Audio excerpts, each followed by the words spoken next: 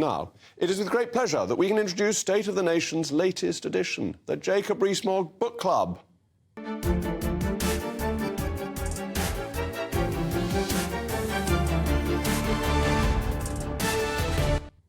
Well, today I'm very pleased to be joined by Edward Chancellor, a respected financial writer and the author of the book The Price of Time, The Real Story of Interest, to mention a few, but this was most recently published. It discusses why zero interest rates were a mistake and the widespread misconception among individuals that money can be obtained practically for free. As we discovered last night, the Bank of England's hokey-cokey with interest rates has real consequences as the United Kingdom's largest water utility now teeters on the verge of bankruptcy because of its £14 billion of debt, which it acquired when interest rates were near zero. Like many other corporations, Thames Water is grappling with rising interest rates and higher payments, even though its underlying business is as sound as it ever was. Indeed, these developments underscore the importance of understanding, with Mr. Chancellor's enlightening work shedding light on the complexities of monetary policy. Edward, thank you so much for joining me. Your book's fantastic because it goes back to interest rates in Babylonian times, which many of us didn't know anything about, and works all the way through. In the whole history of interest rates, they'd never previously been zero. No, that's true. So we've got 5 millennia of history, and what's interesting is that you get interest appearing before you even have money. You have interest on loans of grain and on loans of silver blocks. And coinage is not invented to millennia later. So there is this phenomenon that seems to be around all of human existence, and then suddenly in the last decade the central banks thought, OK, we can take it down to zero because we're worried about deflation. But it had never been so low.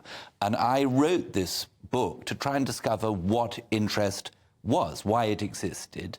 And I think it exists because we're mortal. We don't live very long. Our resources are scarce. Some people have resources, other people want to use them, and they pay for the use of the resources. And then the aim of the book was then, after understanding what interest was, that to see what had happened when we took rates to zero. And in my view, on a number of fronts, it was a disaster. The creation of these asset price bubbles, too much risk being taken in the financial system. And, you just mentioned Thames Water. That's a classic example of a company that was completely financially engineered. So you say that its business was sound. Well, from what one reads, it seems to be a lot of it's not actually concentrating on its core business, but on its financial engineering, borrowing huge amounts of money and using that money to pay out shareholders. I think it's a really good example to explain what you go through in the book, because it makes £1.1 billion of EBITDA in its last financial year on the business of providing water and dealing with sewage. That is a business that has a pretty much guaranteed top line. You can't not pay for it. Everybody has to pay for it. The money flows. And the regulator guarantees it. That's right. They then used that to take on £14 billion worth of debt to give to themselves and to their shareholders. Bit of investment. Well, acquired, by foreign investors for that purpose. Because the debt was free. And then they discovered that it doesn't remain free, and they're bankrupt. Yeah, so, Jake, we've got this on a number of fronts. We mentioned this. We can talk about the companies that have been gearing themselves up, taking on leverage in order to increase the returns to shareholders. But obviously, the other thing in the news recently has been the mortgage crisis. Because people were buying houses at inflated levels. So we're paying, relative to our income, more than twice what we were paying at the turn of the century. And we've taken on, I think, roughly 3 times more debt relative to our income than used to be the case.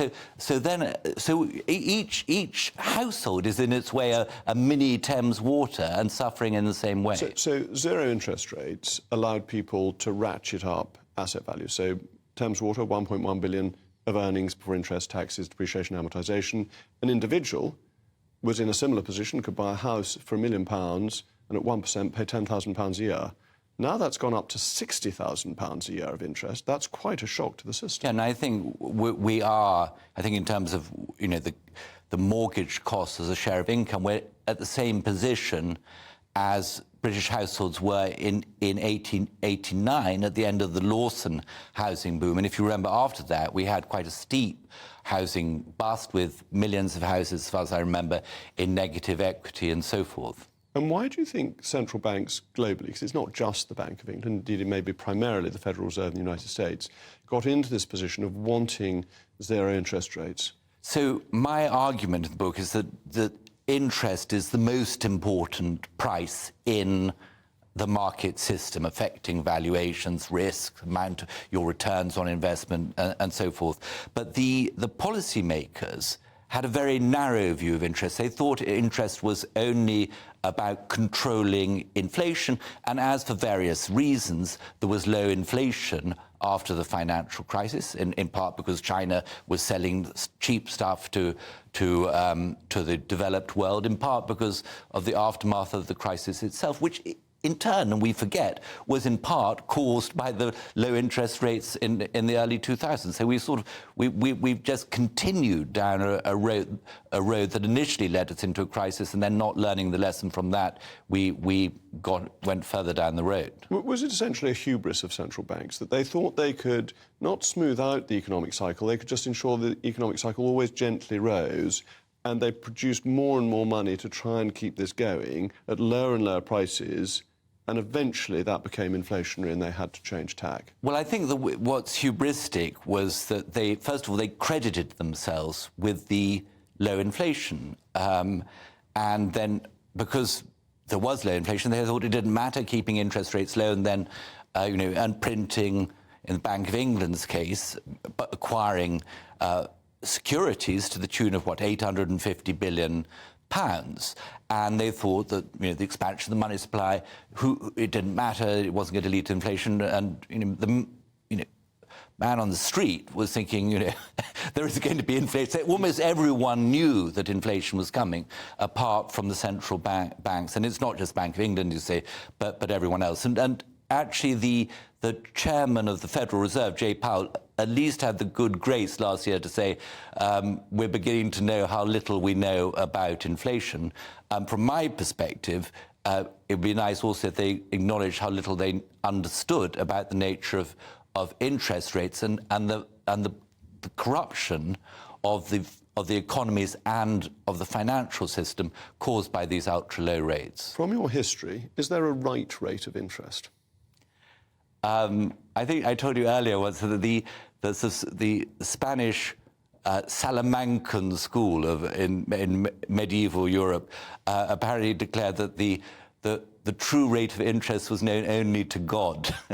I think there would be a proper rate, a fair rate of interest, if it were discovered in the market, like most other prices of most other goods and services. The trouble is that if you can live in a world where money is conjured up, in the world we live in, of central banks printing money and banks themselves creating money through their acts of lending, it's very difficult to get actually a market price. Now, your father was an advocate, I think, of the gold standard, was, yes. And therefore, under a gold standard, you would go back to something closer to a market price and therefore a natural price. Well, thank you very much. I would say that Edward's book was the best book I read last year, the most informative and insightful.